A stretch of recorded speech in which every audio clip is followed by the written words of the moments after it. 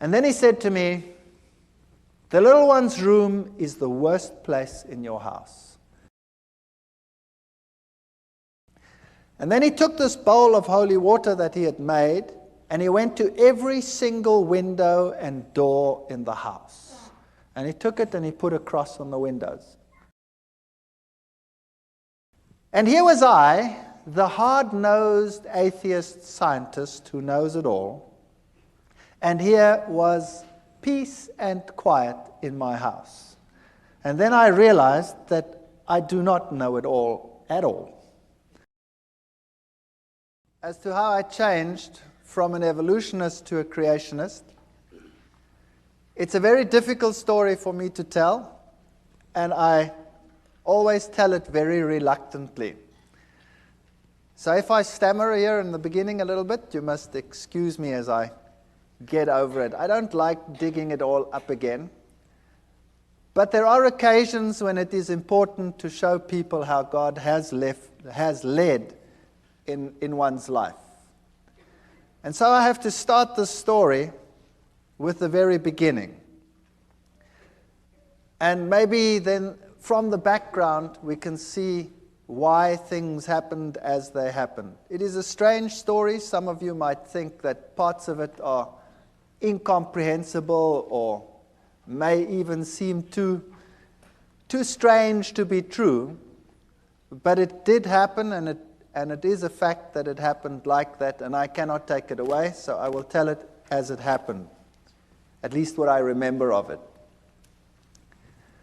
I was born in a family where my mother was a very staunch, solid Lutheran. She was very faithful in her religion. And my father was a Roman Catholic, and he was very faithful in his religion as well.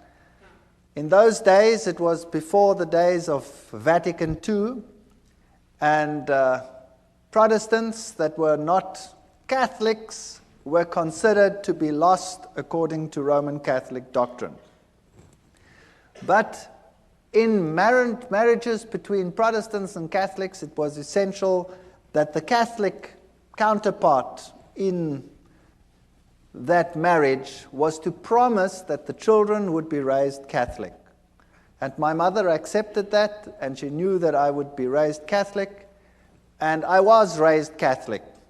And there was never any argument about religion in our house. My father and my mother respected each other. My father had a couple of problems with the church at one stage because of this marriage, but they overcame them, and then no problem concerning religion ever cropped up in our house.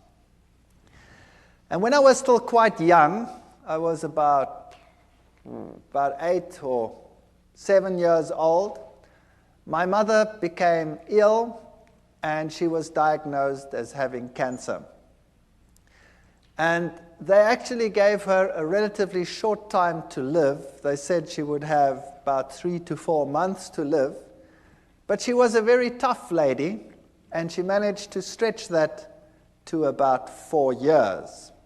She died when I was 12 years old. But those 4 years were very, very miserable years. She really suffered more than anybody else that I have personally been in contact with. She lost one part of her body after the other. They had to do mastectomies, and then they took out part of her intestines, and she had to have colostomies. And eventually she just lost more and more and more, and she had one operation after the other.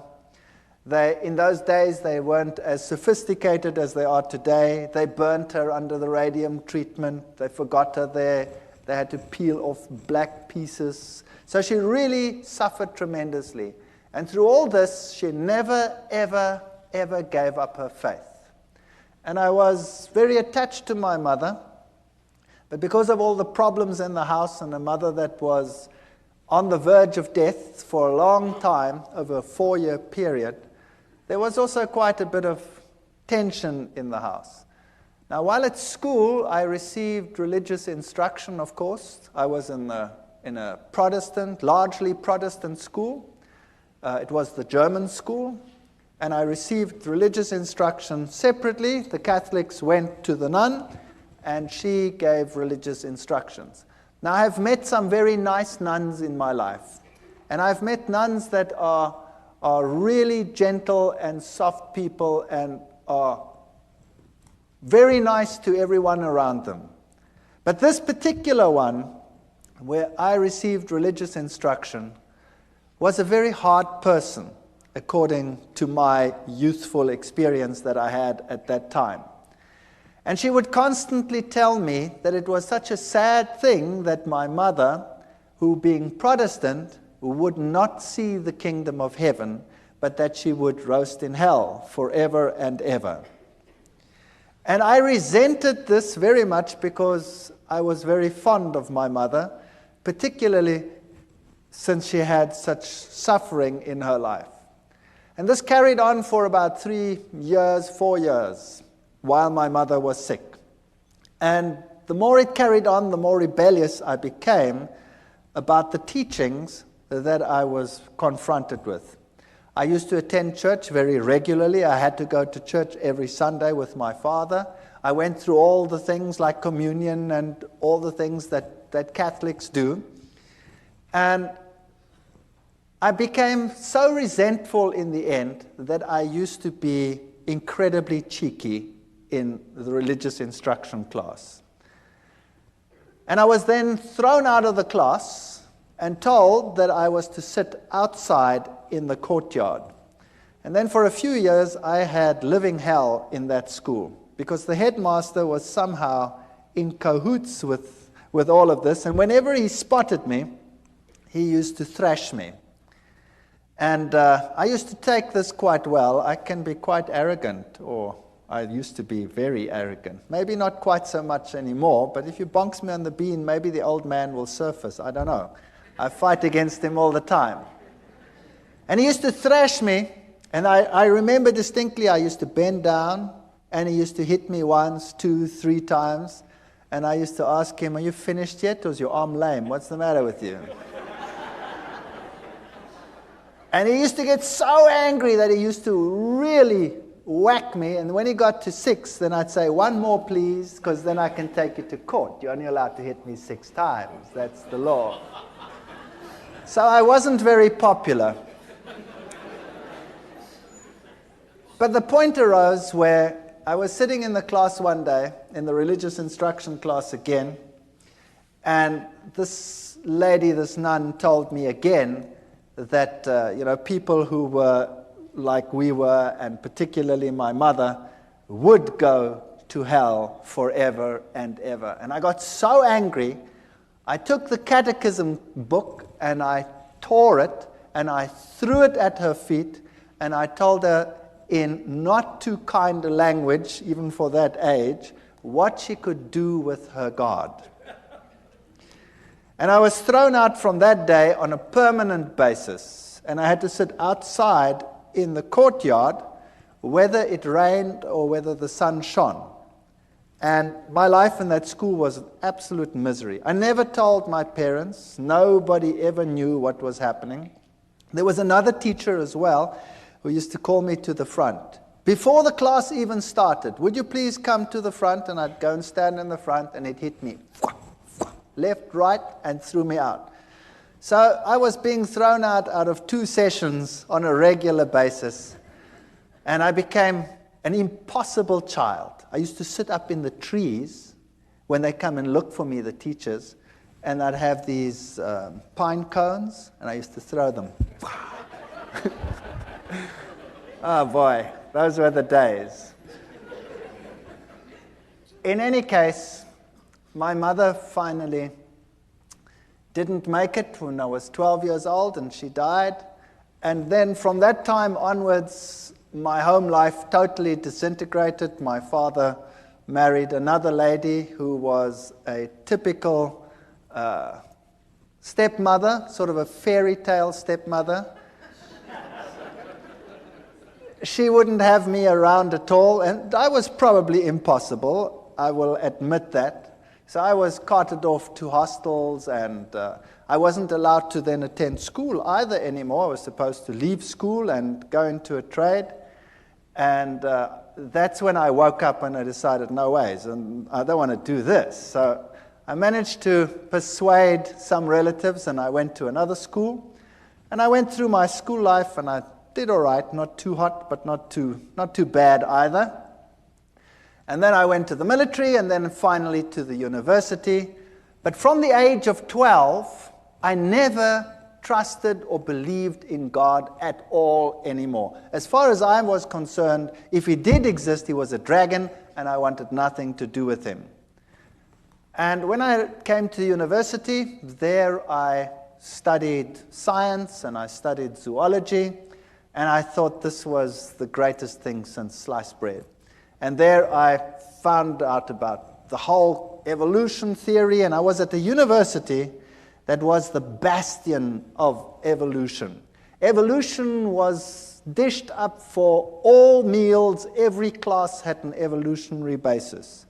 And it's amazing because it started off as a religious university, and it has a big theology school, and yet the science faculty was incredibly secular, and in terms of its teachings, very, very evolutionary.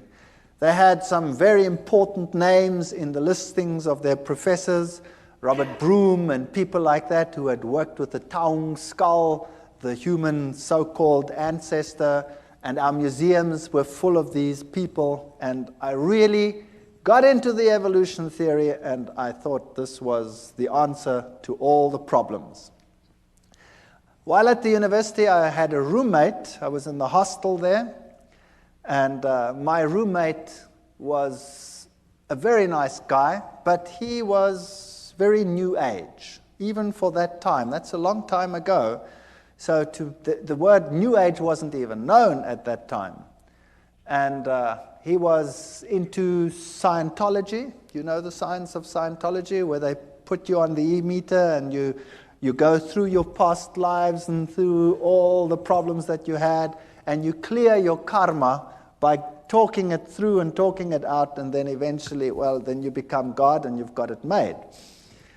In any case, he became my best friend. And I had nowhere to go on weekends. I had nowhere to go during the holidays. I always had to work, put myself through university, because my stepmother had convinced my father that he mustn't pay anything, so I put myself through. I had a great relationship with my father years later. So that'll come right, as you can see. Even the worst situations can come right. And on holidays, I didn't know what to do, so I used to go home with this chap to where he lived, 2,000 kilometers away, in another city called Durban. And every holiday, I used to go home with him because I had no home to go to. And there, I met my current roommate, my wife, who happened to be his sister. Far better roommate than he ever was, I'll tell you. And I have to tell you a little bit about her background. Now you know why I was an atheist. I didn't believe anything. I accepted the evolution theory. It was the answer to all my problems. Now her background was entirely different. Her father worked in his younger days for a newspaper, and he was sent to investigate all the strange occult occurrences in the country. So he worked for this newspaper, and he had his team and his infrared cameras and all the stuff that you need, and he toured the country from one strange occurrence to the other. He was very skeptical. He believed nothing. He thought it was a big joke, and seances were a big joke and a big fake. And as he attended one meeting after the other, he realized that this was no joke. When he started investigating some of the strange events, and he'd put up a camera on one seance, he was putting up cameras, and he was always looking underneath for hidden mics and what have you, and something grabbed him. There was nobody that grabbed him, but something grabbed him and beat him up to such an extent that he had an egg-sized boil on the top of his head and was lucky to get away with it with his life. Now, when that happens to you, you start thinking, well, that was some hidden microphone that did that. And he came into situations which were so strange that he became involved in them later. Situations like a house where, when the little child had been sent to bed, the shoes would come walking through the room. And another situation where a newborn baby used to scream hysterically, and when the parents came in, they'd always used to find the baby on top of the cupboard, newborn baby, out of the cot, on top of a cupboard, and they'd walk up and just manage to save the child as it fell down. Now, he went to that house and he sealed every single window, and he had his guards outside because he thought, somebody was playing the fool.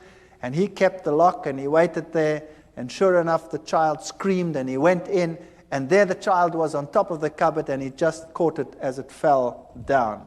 There was other occasions when in a certain house human excrement was flying around. And he sat in this house and it started howling, and the human excrement started flying against all the walls. Strange, strange occurrences. Witchcraft of the worst kind. There was one house that was plagued by a baboon that used to come in and tear everything apart. That's a big ape. And it tore everything apart, and it terrorized this family, and they could never catch it. And then one day they shot this baboon as it came in, and it ran out, and the blood trail ended up on the veranda outside. And as they came out, the blood trail ended, and there lay one of the workers dead. So this was typical African witchcraft as you find it in Africa, in some places even today still.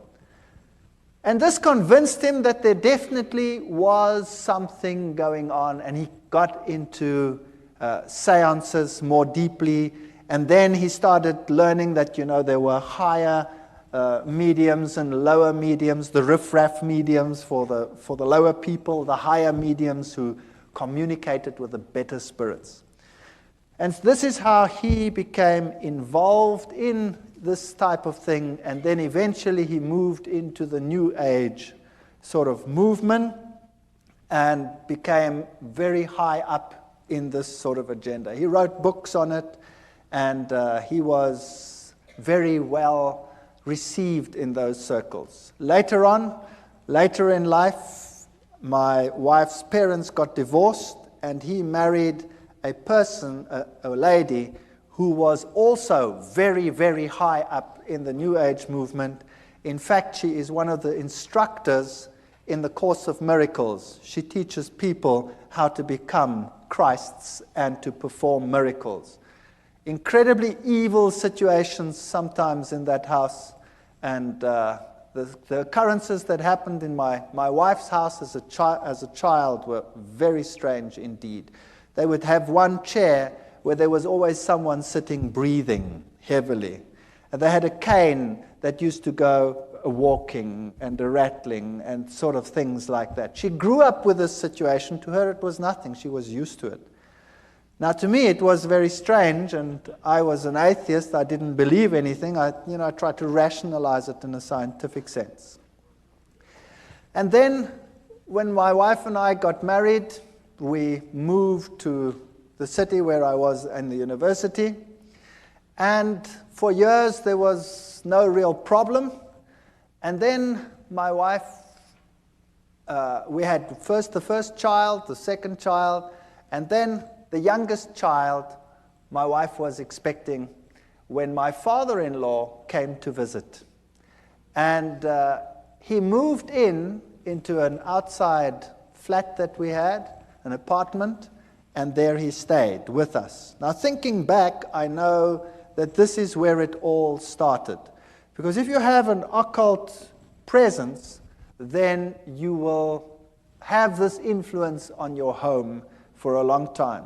I can perhaps tell you that when we were just married, we moved very close to them, and there were very, very strange occurrences in our house. Absolutely horrendous occurrences on some occasions. Our dishes would fly through the rooms and smash against the walls, and things like that. Or you'd park the car and the car would rock and fall over against the side of the garage. We had very strange happenings on a previous occasion. But you forget about those things and you And later on you rationalize them as well, and you say they didn't exist or they were strange. When my wife was expecting this last child, when my father-in-law moved in, she became very ill indeed. So ill that we didn't think that she would survive. And she was in hospital, in and out of hospital, and on a respirator, and she was very, very sick. And then we decided that there must be something wrong with this pregnancy, and the doctors had a look at it, and they said that the best thing to do would be to have an abortion, because the child was probably dead. They didn't have a scanner at that stage in those hospitals, so they couldn't tell properly, and they didn't know whether this child was perhaps dead. So we decided that we'd have to transfer to another place where they could do a scan, which we then did. And she was very ill. She had a very high temperature, and they did the scan, and this little fetus was only about so big, and he was perfectly well, and he was sucking his thumb. And we decided that we weren't going to do this. We were going to sit through it and see what happened. And eventually, through 9 months of hell and of sickness and coughing, and more in hospital than out of hospital, my wife was discharged. The child was born, and this child was the most miserable child that you can imagine. He was impossible. He used to scream from morning till night. If you wanted to feed him, you had to wrap him round and round in a blanket so that he couldn't move his arms, or else he'd claw and scratch at you while you were feeding him. And if you put him to bed, he would scream and scream and scream. And so we had a technique where you sort of sit there and rock and rock and rock the bed until he finally falls asleep. Then you sneak off to bed and you try and fall asleep, and the minute you sleep, he screams again. And this carried on for months. It was absolutely chaotic. And nothing you could do could console this child. My wife was a wreck. I was a wreck. We were all totally destroyed. And then one night at 2 o'clock, I had a dream that I was being strangled. And it was so vivid that I woke up with this perspiration falling down my face, and my heart was pounding like some drum inside me. And I sat upright and tried to recover from this terrible nightmare. And the next moment, the little one in the next room screamed as if he was being murdered. And my wife and I got such a fright, we stormed out of bed, ran to this little baby, picked him up, and as we picked him up, he started shaking violently. And his temperature would rise, and then he'd go into fever cramps. And so we rushed him off to hospital, and they had a look at him, and they had to put him in a refrigeration tent. They had a tent sort of that's cooled, and put him on a drip, and then it would be touch and go whether he would live or whether he would die. And he'd recover from this and come back home as impossible as he was before. And it would go fine for about 2, 3, 4 weeks. I can't remember what the gap was in between. And then precisely 2 o'clock at night, exactly 2 o'clock, it was uncanny. We had a clock on our bed, and it was a display clock, so you could see exactly 1400 hours, and 2 o'clock, whatever it was, 2 o'clock in the morning, that's when I woke up, with this terrible feeling that I was being strangled. And I shake my wife and said, I've just had that terrible dream again. And then the little one would scream in the next room, and we'd run, and we'd pick him up, and the same thing would happen. It was so bad that we would think that we wouldn't make it to hospital, the child would die. There was nothing you could do. As soon as he started the screaming, his temperature would just rise, and it would just go so high that he would fall unconscious. Eventually, they got to know us so well that the hospital had this place prepared for him whenever it was necessary. They didn't know what was the matter with him. They could never find out. On one occasion, the doctor said they have to do a lumbar puncture because there must be something wrong with his cerebrospinal fluid. Maybe he has some brain infection that is causing this. And I remember taking him to this hospital, and he was just a baby. And afterwards, he screamed so that my wife became quite hysterical. When the doctors came out, they said, "This is incredible." There were 4 adults that had to hold this child down. He was less than a year old, and the 4 adults had to hold him down because he was plucking them around. So this little chap was, if anything, definitely very much possessed. And you can rationalize it if it happens once, and you can rationalize it if it happens twice. But if it keeps on happening for weeks and months on end, that at precisely 2 o'clock you have an experience in one room, and then immediately thereafter there's a scream in another room, then the law of statistics tells you that no matter how atheistic you are and no matter how scientific you try and be about this issue, the 2 incidences are connected. And I was sitting in the hospital one day. My wife and I took turns to be with the little one, and he was in a very bad state. And it had happened for the umpteenth time. And there I was in the hospital, and I was marking papers. I remember it as if it were yesterday. I was marking. And all of a sudden, in this refrigeration tent, this child started shaking. And he started getting one of these attacks and fits in his bed. So I went and ran and called the nurse, and I picked him up, and he shook so that he tore the drips out. Now, this child had been on so many drips that they couldn't find the veins anymore on his arms or on his legs, so they had to put it into the veins here on the head. And he shook so that they tore out. Now I've got this child in this fit, and I've got this child with his thing torn out, and he tore the vein completely, so the blood was running down his face.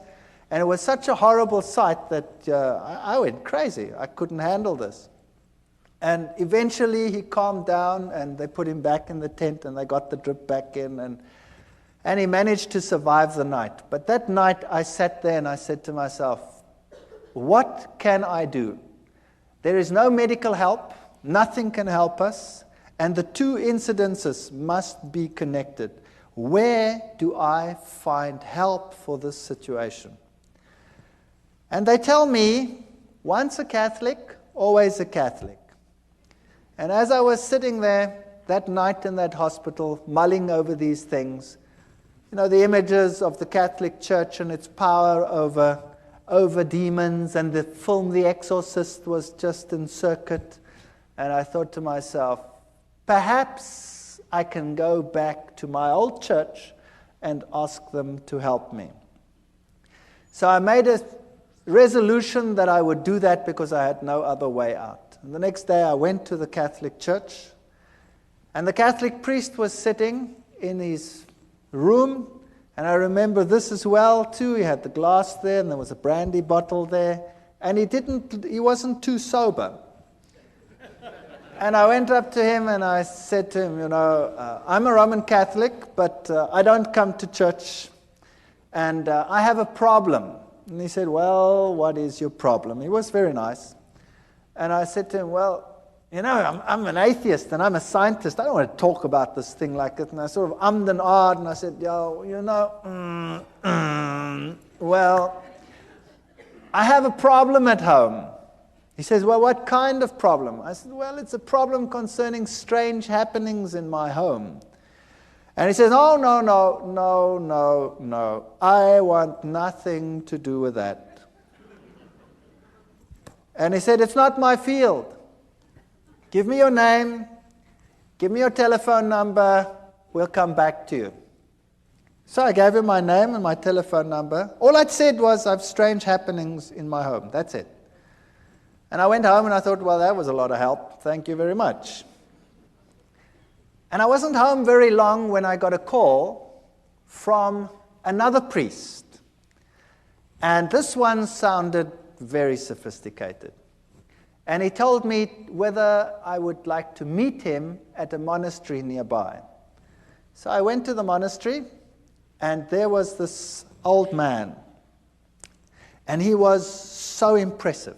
He really made such a powerful impression upon me. He told me to sit down. And then he started to tell me what the problem in my home was. And my mouth fell open. If there was a fly, it would have gone straight in. He told me there was a problem in my house, that Satan was trying to kill my son, and that we were being terrorized. And I said to him, that's impossible. How do you know that? I never said anything to anyone. He says, never mind how I know. I also know, he said, that the problem in your home is so severe that it will take the highest levels of action in order to get rid of it. And we will also have to say a mass in your house. And then he said to me, it is illegal for me just to say a mass in any house. To say a mass in a private house, I need to have permission from the bishop. And I already have it. Here it is. And there was the signed permission from the bishop to say a mass in my house. He knew beforehand what was going to happen. He knew beforehand that he needed the permission. And everything was arranged before I even told them what the problem was. Now that blew me out of the water. Then I said to him, fair enough, then you can come to my house and you can do whatever you have to do. But I have a problem in that I am an atheist. And I haven't been to the church. And now you're going to say mass and all these things in my house. And, I've been a bad boy all these years. And he said, but surely you won't be an atheist anymore. And I said, what about my wife? She's not even Catholic. She's Dutch Reformed. He says, no problem. So he came and he spoke to my wife, and my wife was as impressed as I was, very impressed. And he said, take me through the house. And we went through the house, and when we got into the little one's room, all of a sudden, he started falling around. And he couldn't stand anymore, this old man. And I stood there behind him, and I was sort of doing this behind him, like they do on the stage in some of these ministries where the guys fall out and they don't know which way they're going to fall. Well, it happened there as well. And here he was, shaking and perspiring and really being battered. And eventually it calmed down, and we went to the other rooms, and then we came into our bedroom, and he was thrown around again, but not as bad as in the little one's room. And then he said to me, the little one's room is the worst place in your house. Now we have to exorcise your entire house. Bring me some water. We brought him some water. And then he took out special salt, which he said was very special exorcism holy salt. And he made the sign of the cross with the salt in the water. And then he also told me that he had a special ring with him which had the relics of a particular saint that was potent in terms of exorcising. And this priest, had been an exorcist for the Roman Catholic Church in many countries. He was Irish. And then he took this bowl of holy water that he had made, and he went to every single window and door in the house. And he took it and he put a cross on the windows. And of course, as it evaporates, you have this faint cross of salt on your windows. And he went through the entire house with this holy water, and then he put the holy water down. And he said, now we tell the Mass here in this child's room. And he prepared everything. And as he was preparing, we had lots of pets in our house. We had a dog and 2 cats and you name it, all the good stuff that one has when one has kids in the house. And as he was preparing, all of a sudden, all the animals came running into this room. And there they sat. And I looked at this and I said, well, this is weird. What's going on here? And he did the Mass. And then before he left, he said, what you have to do now is above every child's bed, you have to put the following. And he took out of his pockets amulets from Lourdes, where Mary had appeared. And he gave an amulet from Lourdes. He said there were many fake ones. This was the real thing. And we had to put it above each child's bed. And then he did an amazing thing. He took his ordination cross off. And he gave it to me and he said, this one you put over the little one. I hate it when the devil destroys little children. And we hung it up over there. And my wife was giving pottery classes at the Technicon at that time. And she'd made a very beautiful pot. And so she decided to give it to him as a gift, because how do you pay for what he did? I mean, what do you do? So she gave this to him as a gift, and he said, this gift is so precious, I'm going to give it to the nuns that are in a certain monastery where they never, ever come out and see civilization. And then he left. And that night, we're very expectant. We take this little child, and he's quite happy, really, not screaming as usual. And we take him and we tell him it's time for bed. Now, normally that was enough to have blue murder in the house. And he was quite happy. And we put him into this bed. Now, he was only just starting to toddle. And we put him into the bed. And this child had always, when you put him into bed, gone into a fetal position and started bashing away and screaming and going blood red and going totally crazy. That night, we put him into the bed, and he rolled onto his back and laughed. And he put his arms out like that, and he did goo-goo sounds like little kids do, and he fell asleep. And for the first time in his life, he slept right through the night. And the next night, he slept right through the night. And the next night, and the next night, and the next night, and the next week, and the next month. And here was I, the hard-nosed atheist scientist who knows it all, and here was peace and quiet in my house. And then I realized that I do not know it all at all. And I said to myself, now what am I going to do? Here is a major problem in my house, and the church solves the problem. Now, am I going to ignore it? Or am I going to say, there is a God, and I have a responsibility towards this God? And I wrestled with this for a number of months. I really wrestled with it. And my wife wrestled with it. And then I said, well, I have no choice. I have to go back to the church. Fortunately, my oldest son was at the point where he has to go to communion classes, so that gave me an alibi to go to church. So I went to church, and one or two students, it's a small university town, still say, what are you doing here? I said, well, my son has to go to communion, you see. And I started going to church, and I became quite involved in the church again. Every Sunday, faithfully, everybody went to church. And my wife started saying that this is the way to go. She also wants to go to church, but she didn't get herself quite that far yet. And because there was such peace and harmony in the house, we became more relaxed. And one day I was sitting there and I thought to myself, this house needs a change. And typical German, I said to my wife, if we did this and that and the other, then, we could do something with this house. And I climbed into the roof and looked what was a bearing wall and what was not a bearing wall. And then I just took a sledgehammer and smashed out everything that irritated me.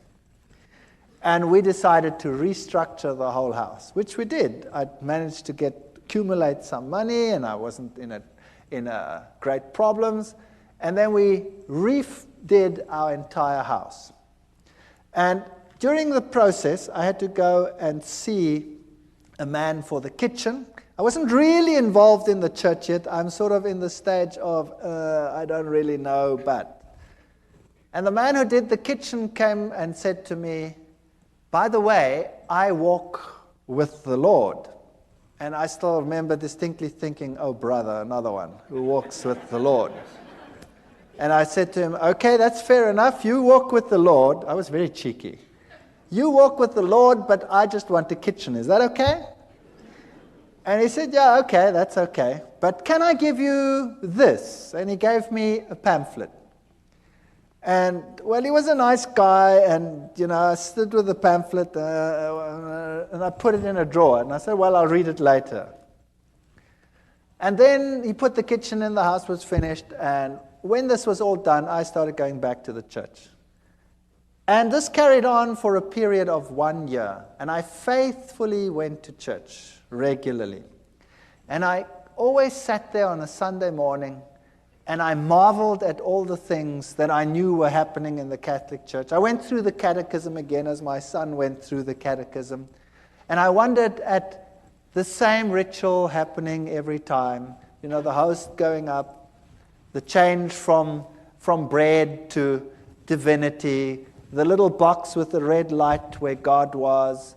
And I started puzzling as to why God wanted the same things over and over again, and why he was satisfied with the same ritual over and over again.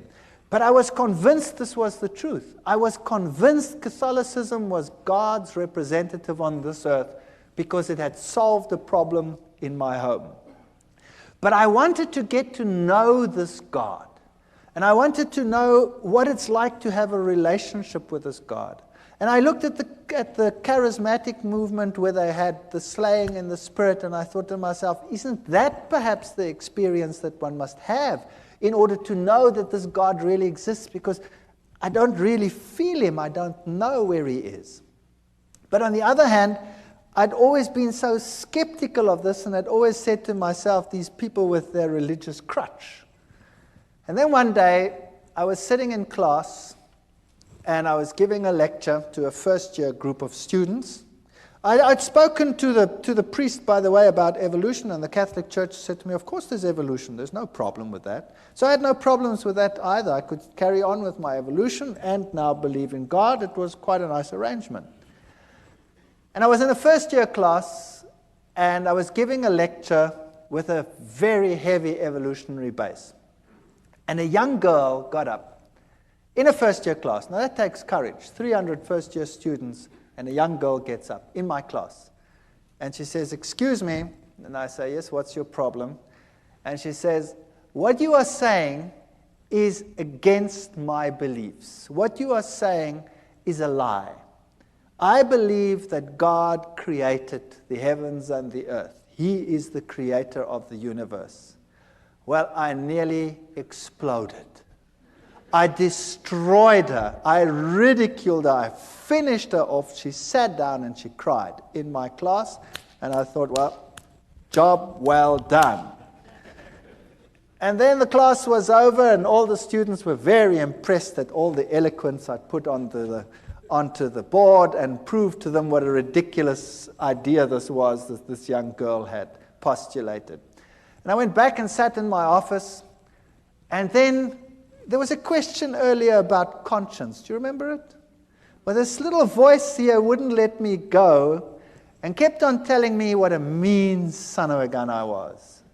And how could I, in front of everyone, attack and humiliate this young girl to such an extent? And I felt really bad about myself. My conscience wouldn't let me go.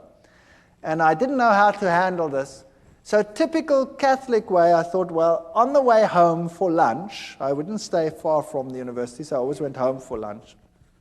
I'll go by the Catholic Church and sit there for a while, and hopefully the feeling will go away.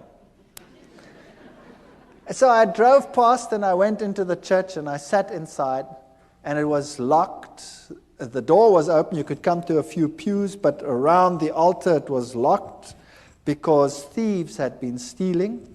And I sat there and I spoke to God, and I looked at the little red light, which means that the host was present there, so God was present. And it struck me that he was locked up in that little box.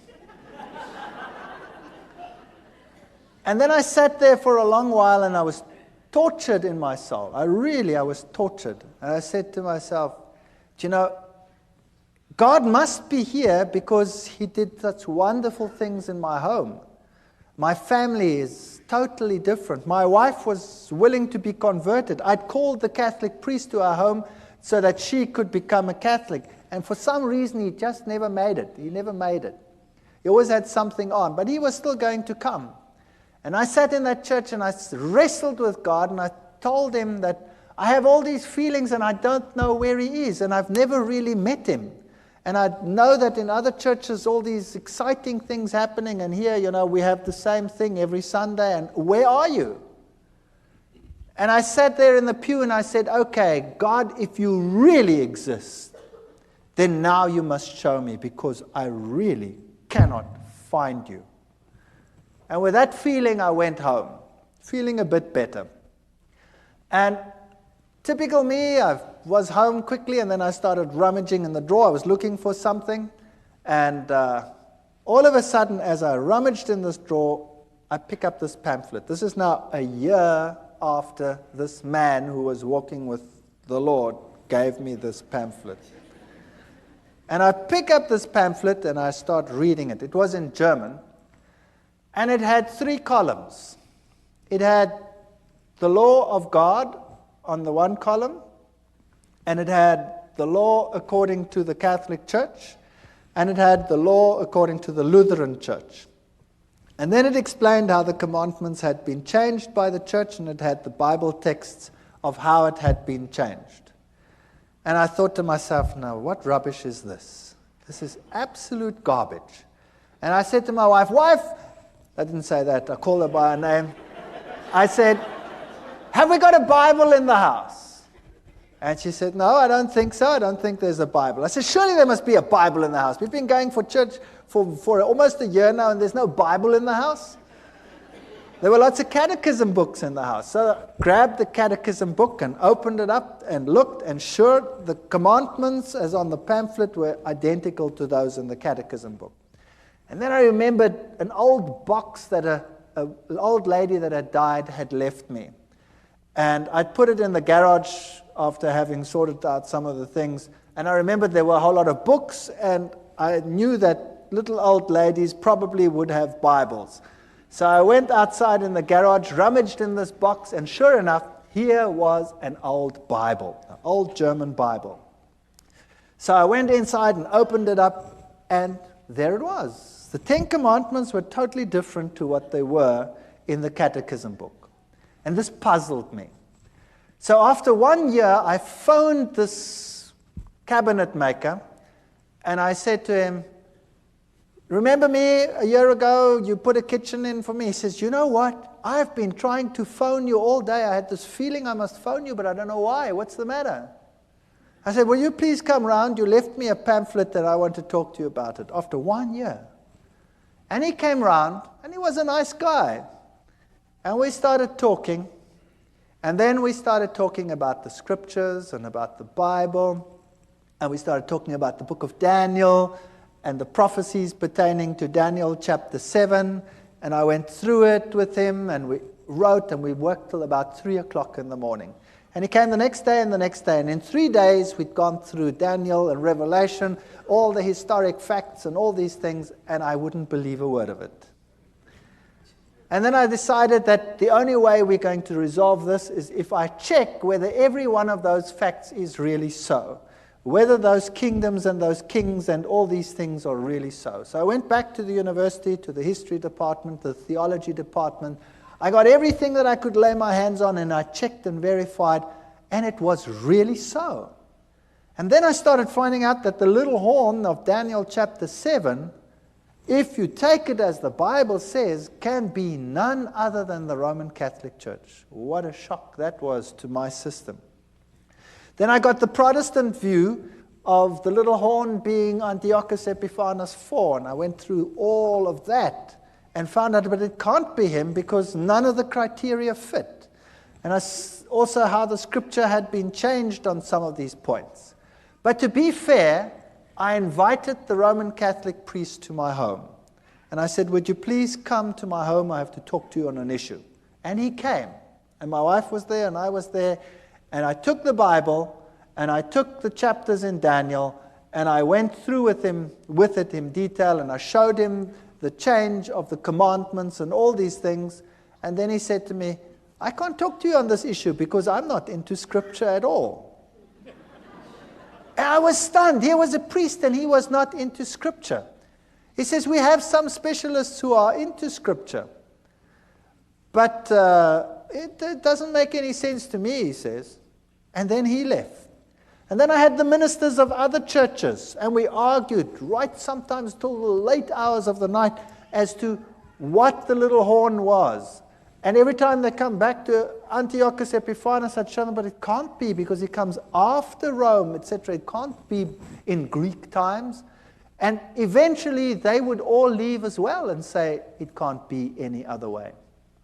So I was confronted with this tremendous dilemma. And then the worst thing of all was, we started talking about the Sabbath, this other man and I. And we went through the whole Sabbath thing, and then I said to him, but this is ridiculous. How can you keep a commandment which you keep because the Lord created in 6 days, the heavens, the earth, the sea, and all that in them is?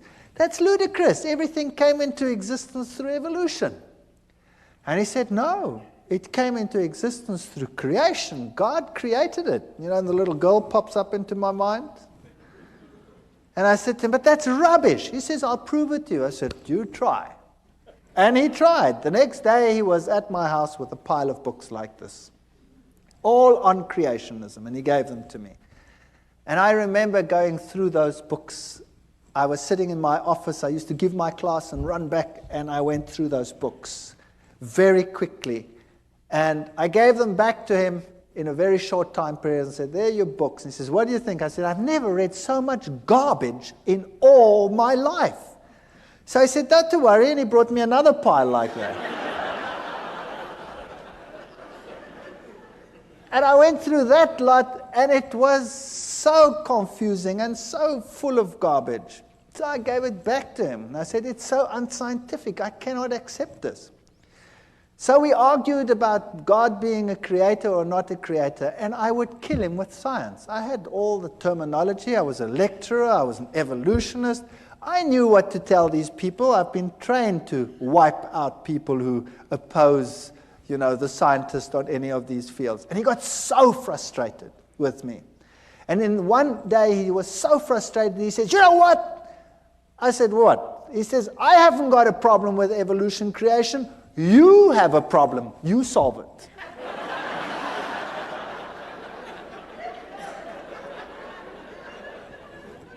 So there the ball was in my court.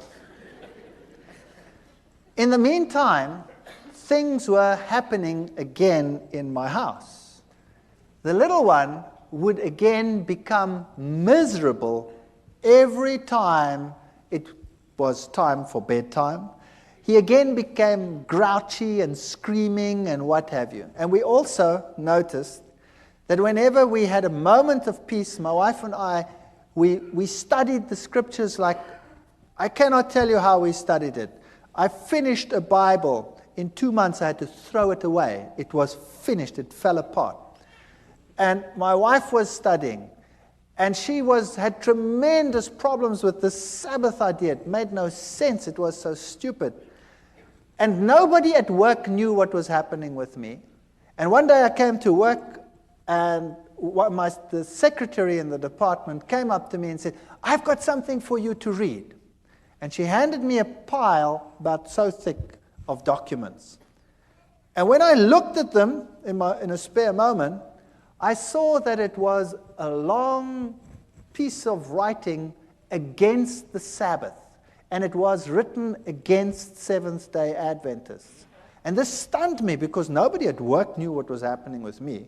I mean, a scientist would never admit, that he's now talking about and thinking about religion. That was ridiculous. My colleagues were all atheists.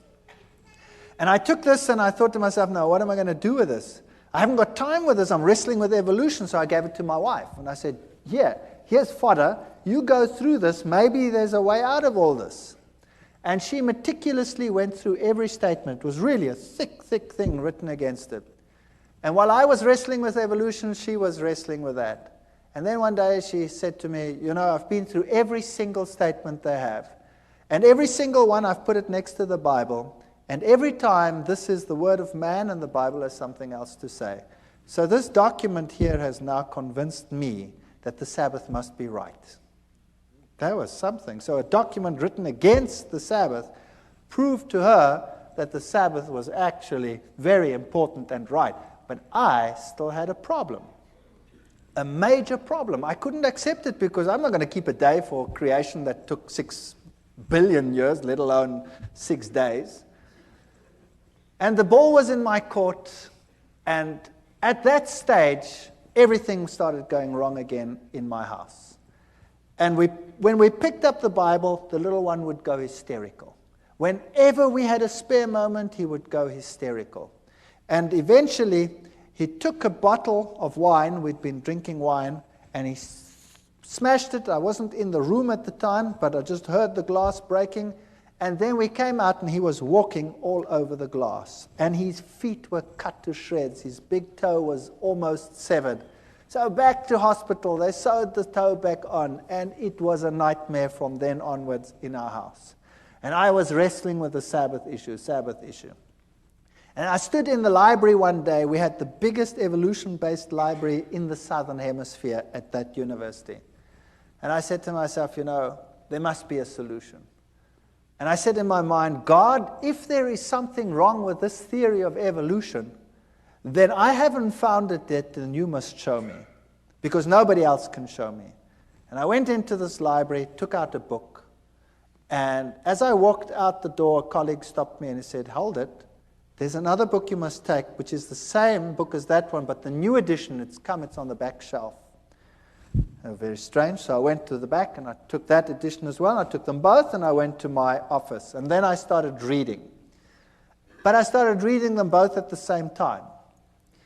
And then as I looked at the one, the old edition would say that there is a major problem with the cetaceans, with the whales, because they appear suddenly in the fossil record fully formed. And there is no evidence that the one gave rise to the other. The new edition would couch it all in scientific terminology, would say cetaceans have an ancient origin and evolved from such and such to such and such and such and such and such and such. And I went through them, one model after the other, and the old one would admit to the problem, the new one would never admit to the problem. And that's when I started thinking, wait, there's something wrong here. There's something fishy here. And whenever I went into the library, it was if some miracle would happen. I would take out something, and the very next thing I would take would be exactly the opposite on the same issue. And very quickly, I had a big pile. And then I was giving classes at that time in genetics, and I started thinking about this. And then I started working out this genetic thing, and much as like we did over here. And I started thinking about what are the problems. Let me now objectively, just for once, sit down and think, what are the problems? And I came up with such a pile of problems that it stunned me. And something must have been helping me, because the problem list was so enormous, it was unbelievable. And then one night I was sitting at home, and child was impossible. He went to bed, and we went to bed. 2:00 at night, I had a dream. I was being strangled. And the little one screamed in the next room, and we ran, and the same thing happened. But he didn't get so sick that he had to go to hospital. He just got a very high fever, and we could handle it somehow at home. And then I contacted this other person, and I said to him, there's something very strange here. I know that from the scriptures, the system, the Roman Catholic system, cannot be God's system. And yet, we had this problem, and I didn't want to tell him about it. And then in the end, I half told him about it, but not completely. And he said, don't worry, we'll pray. And it stopped. And then a week later, it happened again at 2:00.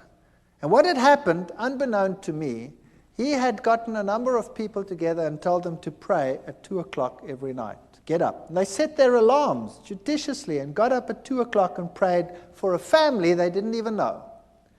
And there was total quiet in which we could really study our Bibles in peace and quiet.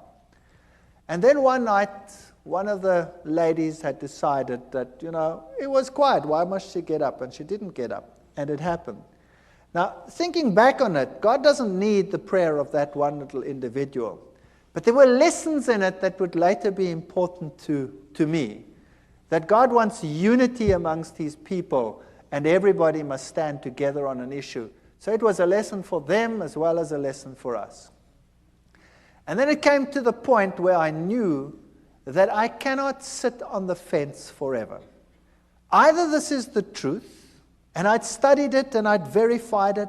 I'd had lecturers talk with me on the Greek meaning of this and the Hebrew meaning of that. I verified the historic facts. I'd looked at the prophecies. There was no other way in which it made any logical sense whatsoever. I'd studied what the other churches had said. It didn't make sense. And I knew a decision would have to be made. There was no way out. And I decided I was going to do it. I was going to make the decision. No matter how ostracized and how weird this church was to me, the first time my wife saw Adventists, she burst into tears. They ate so strange. They were so different to what we were like. I remember the man said to me, "Don't you want to come to one of our services?" And I said, "That's Sunday. That's my day off. I walk around in jeans and a T-shirt and slops. And I'm not going to any church whatsoever if I can't go exactly like I am. Because if I went to the Catholic church, I went in jeans and T-shirt and slops." He said, "That's fine. Come." So I went to the Catholic church, to the Adventist church, and I sat there in the back. And I looked at all these people with their suits and their ties, and I thought, yuck. And they all looked at me, but they were all pleasant about it. And strange things like that. And I didn't like the setup. I didn't like what they looked like. They looked so different to everyone else, My friends were rough, and they would make coarse jokes and all kinds of things. And these were so different. My wife burst into tears when she saw things. She said, "I don't want that lifestyle. I want my old lifestyle. We used to sit around the swimming pool and drink beer and have friends over and, have parties and stuff like that." And they were so different. It's so night and day difference that you think you could never be happy over there. She cried and cried and cried, but knew somehow she'd have to go back in any case. And then one day I decided that I couldn't take it anymore at work with all this evolution teaching. And another strange thing happened. I was asked by the then head of the department to lead an evolution discussion group with the postgraduate students about 2 weeks later. Everybody gets a turn, but mine wasn't for months. Something happened and mine was moved forward. Now I sat with a major problem. Do I go into that with my mouth full of teeth, pretending to be what I am not? Or do I stand up and for what I now believed? And I was really so chicken, it's unbelievable. I was so scared of this event. To lose face amongst your colleagues when you've been such a bee's knees all these years is really a painful experience. And I decided after much wrestling and soul searching that I would do it. My new friends, who had become less weird in my eyes over time, would pray for me while I did this. And I went into that lecture hall, and the whole staff was sitting there. This was a postgrad affair, so the whole staff is there and all the postgraduate students. And I start the ball rolling with the lecture normally, and then you start this evolutionary discussion group. And I started the lecture, and then I switched to the genes, and I highlighted every single problem.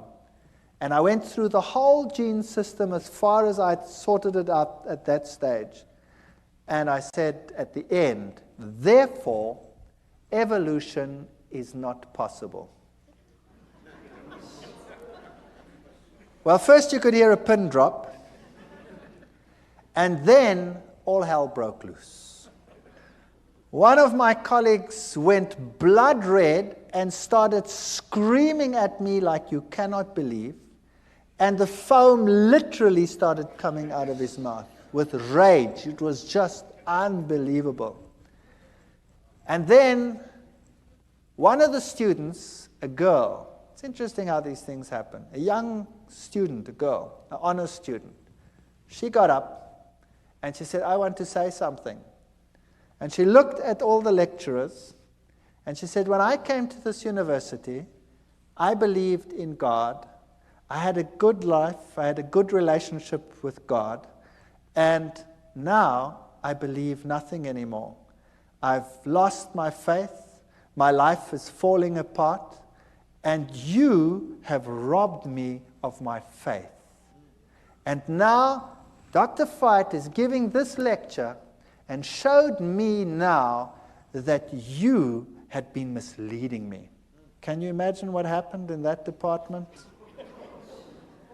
That was the end. My life was not worth 1 cent in terms of my scientific credibility.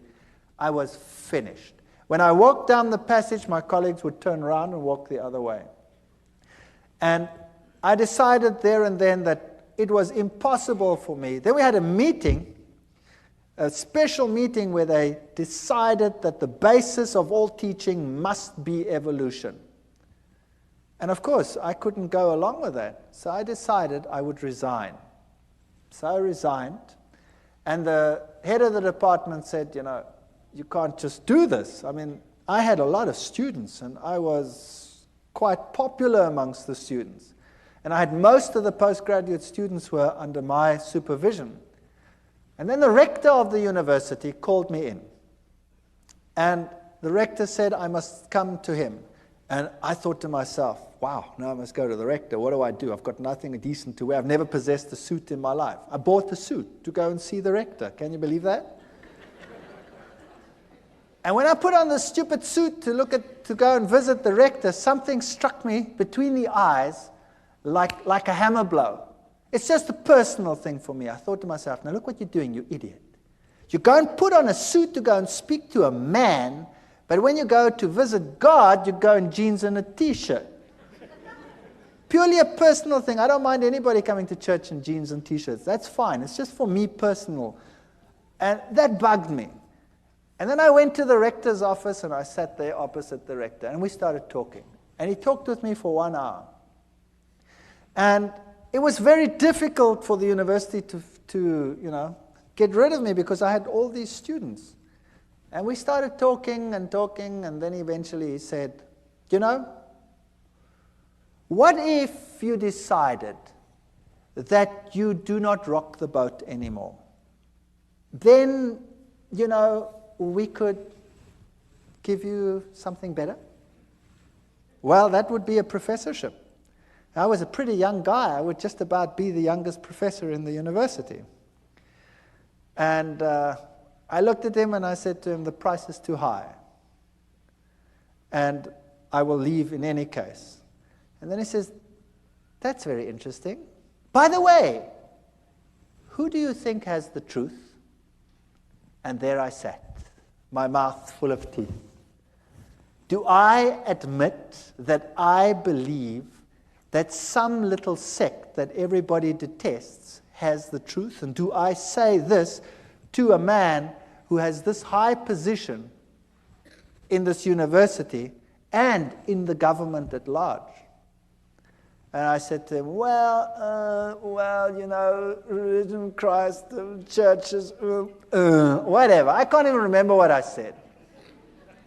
And he said to me, no, that's not what I want to know. I want to know from you, who do you say has the truth? We went through the same ritual again. And he stopped me and he says, no, I don't want to know that. I want to know from you, who do you think has the truth? And I started off with this again, and in the back of my mind, I heard this terrible cock crowing. 3 times, I thought,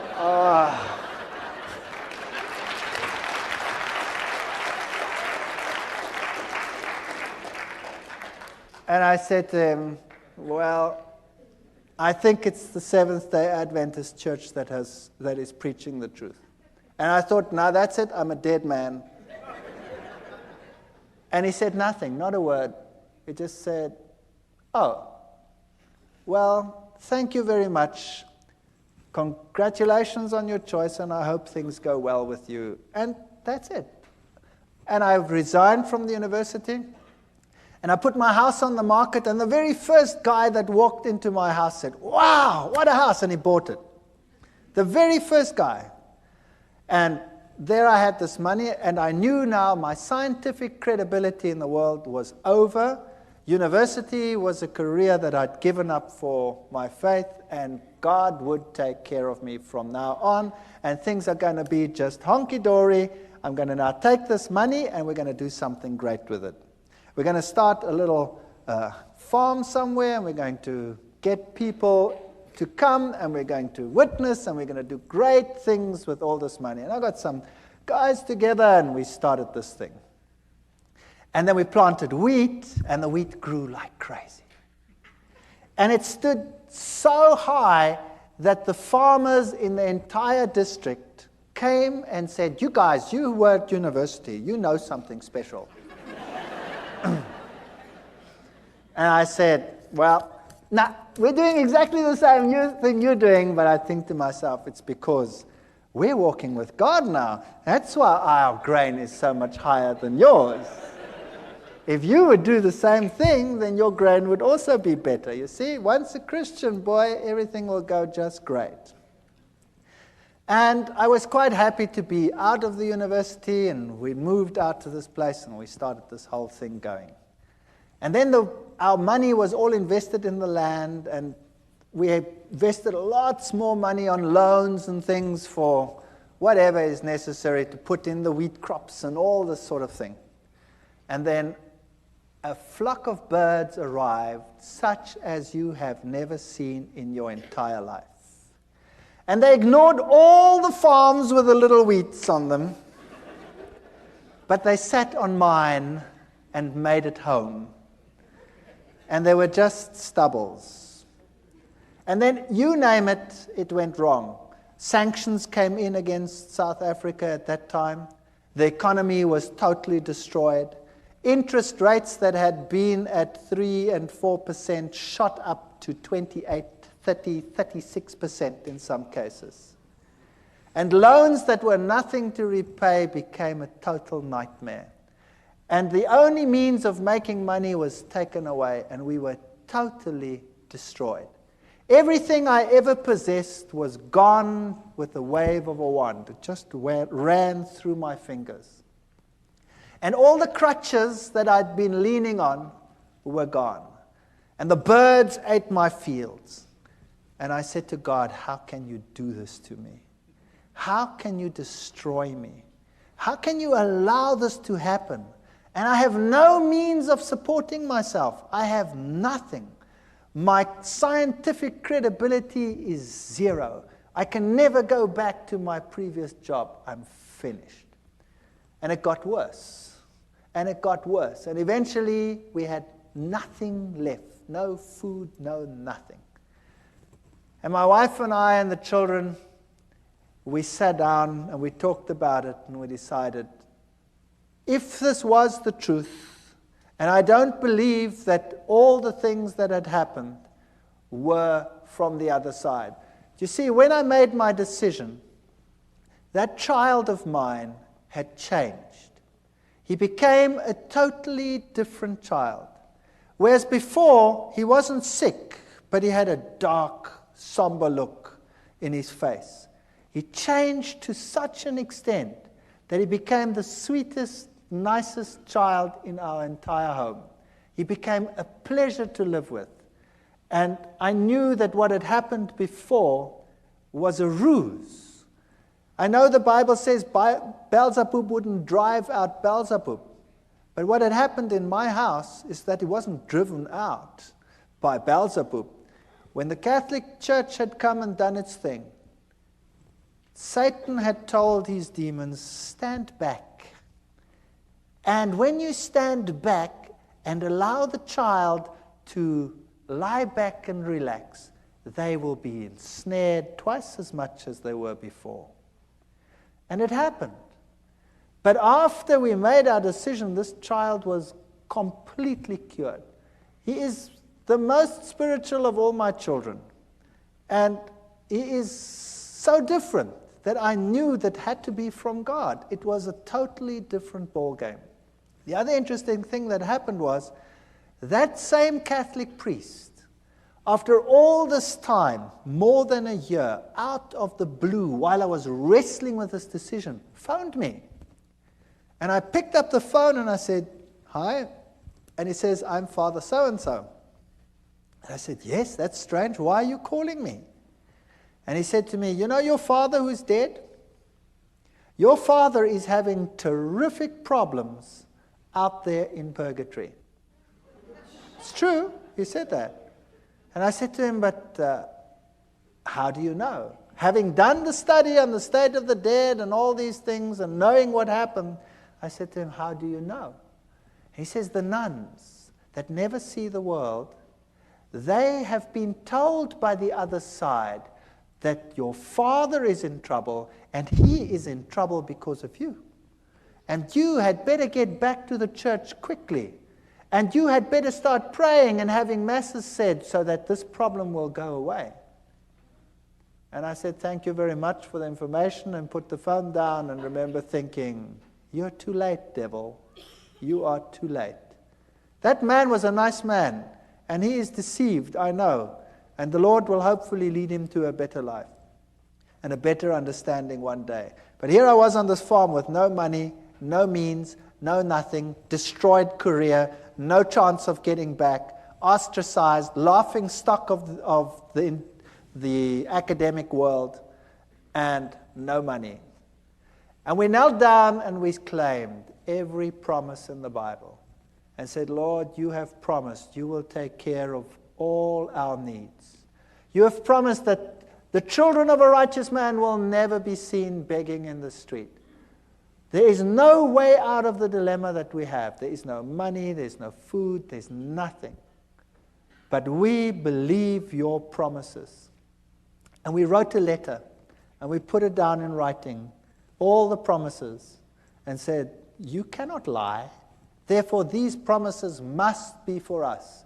And if our life out here is destroyed and our farm is destroyed, then so be it. There must be something else that you have in mind." And then we went to bed. And the next morning at 8 o'clock, the phone rang, and a professor from another university phoned me and said one of his colleagues has got a major problem and has to go away and has to take extended leave for a year. And they need someone to replace immediately, and the subject being taught is exactly the same field that I was in. And I said to him, "Well, what do you want me to do?" He says, "Well, you could come and give the classes." And I said to him, "But, you know, what about, He says, "Never mind, as long as you stick with science, and who cares, it doesn't matter. You come and would you do that for us? We're in a jam and we need someone and we know that you're available." And I said, "Well, that would be great. Thank you very much. When do I start?" And he says, "Well, we'd have to get it through the committees and probably in 3 months' time." And I said, "Okay, thank you very much." Put the phone down and said, "Nice try, God, but in 3 months' time, I'm dead meat. I've got nothing to eat." And I was so depressed. And then about 20 minutes to half an hour later, the phone rings again. And it's the same man. And he says to me, "Something strange just happened." I said, "What happened?" He said, "I went to the rector's office to have him sign this thing so we can start the ball rolling. And the rector says, 'I have no time. I have no time for committees to call them together to get the process rolling. What is it you want?' And I explained to him what I want, that I have to replace it. And he said, 'Come here, I'll sign it.' And he signed it and he said, 'Appoint the man. He can come tomorrow if he has to.'" So I said, "Wow. So when do I start?" It was Thursday. And then he said, "Monday. You start Monday." I said, "I start Monday?" And I was in another little town, and I had a farm, and there were cows. I was bankrupt, And who was going to take care of these stupid cows on the farm? And 10,000 problems to be solved in one weekend. Impossible. And I put the phone down and I said to my wife, I've got a university job, only for a year probably, but it's okay. We've got something to go to. I start Monday, but who's going to take care of the rest? So we prayed and we said, Lord, you have one solution. Surely you, knowing everything, must have the other solutions. And we had hardly finished when there was a knock on the door and a young couple arrived. And this young couple said that they were farmers in another country to the north of South Africa. And they were Seventh-day Adventists. And they had been working for another farmer, and he had told them if they are not prepared to work on the Sabbath, they must go, and it kicked them off the farm. So he had lost his job because he kept the Sabbath. And he said to me, I've got nowhere to live, I've got nowhere to stay. I said, would you like to live on this farm? And he said, sure. And I said, I can't pay you anything. He says, that's okay. You don't have to pay me anything. Can I live here? I said, sure, you can live here. And whatever you sell from the milk, you can keep that for yourself. And I thought I would pay the interest of all the loans that I have with my salary. And it was solved within 24 hours. There was a man on the farm who wanted to live there for nothing and take care of the farm and live off the proceeds. And I had a job at the university. And I went to this university and I started teaching. And for the first few weeks, of course, I had no salary, no money. Also, another miracle within that same period, I got a house in the middle of a month, and I didn't have to pay till the end of the month. My kids went to school, and they got clothing, school clothes. They wear uniforms in my country. All the clothes, all the sizes, we'll put it on the bill at the end of the month. But I had not 1 cent to even buy a little bit of food to carry on. And then I got into the car, and I don't tell people that I'm in financial trouble. I got into the car and I was driving around, and we've been driving. The last bit of gas was just about going. And my daughter says, what's this here? And she picks up 150 rand. That then was the equivalent of about $150 in the back. She says, it's lying on the floor. And the next week there were another 150. I don't know how it got into the car, but it kept us going until my first salary check arrived. Now I can tell you, this is the real truth. There were times when we had very hard times, when we had virtually no money. All my money went into interest payments. And there were times when we really ran out and had no food whatsoever. And I remember one day sitting around a table with no food, praying to the Lord and thanking Him for what we were about to receive. And this is the truth. When there was a ring on the door, and we went outside and there was no one, but there was a basket full of food on the floor. And this is a fact. I want to tell you something, that if you know the living God, your road might not be a rose garden.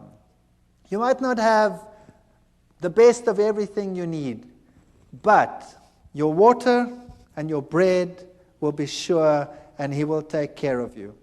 While I was at that university, I was only teaching for 3 months when riots broke out within the university. There was such chaos in my country. There were riots everywhere. The rector ordered postponement of the exams, and then it didn't fit the timetable. Somehow it didn't fit. And one day I had to write earlier, and all my exams were on that day. And this head of department called me in then, and I said to him, what must I do now? I've finished here. I've done everything that I must do. And for 6 weeks there's nothing going on, just riots on this campus, no exams. I've got no exams coming. What must I do? He says, go away, go to the moon for all I care, and come back in 6 weeks. And in the meantime, somebody had arranged for me to go away for 6 weeks to the United States and to other places to look at all the petrified forests and things in the world. And I'd say to him, forget it, it's impossible. I've just started. I can't go and tell the man I want to go away for 6 weeks. And there were the 6 weeks. And I could go on the study tour. You saw many of the slides here. I could tell you one story after the other. I could keep you busy all night. I want to tell you that the Lord intervened with such power in our lives. And as we went through life again, back at the university, they started respecting me for the science that I was doing. And eventually I was given a permanent position. And eventually I started right at the bottom again. I was senior lecturer, here I was just a lecturer. And eventually I became a lecturer, and then a professor and head of department, in spite of what I believe, in spite of what I say. So if you think that God cannot take care of you, I want to tell you, He can do anything. I am in a secular university. I'm a professor and head of a zoology department in a secular university. I teach and preach creationism, which is impossible in terms of human imagination. And in spite of it, I have that position. Never be afraid to stand up for the Lord and for His truth. If you are genuine, God will take care of all your needs. I don't know whether it will be forever. Sooner or later, someone will close the tap. But it doesn't matter. The Lord will have something else. And He is offering the same to every single one of you. Take a step for what is right. Do what is right. And the Lord will fulfill every one of His promises. Thank you.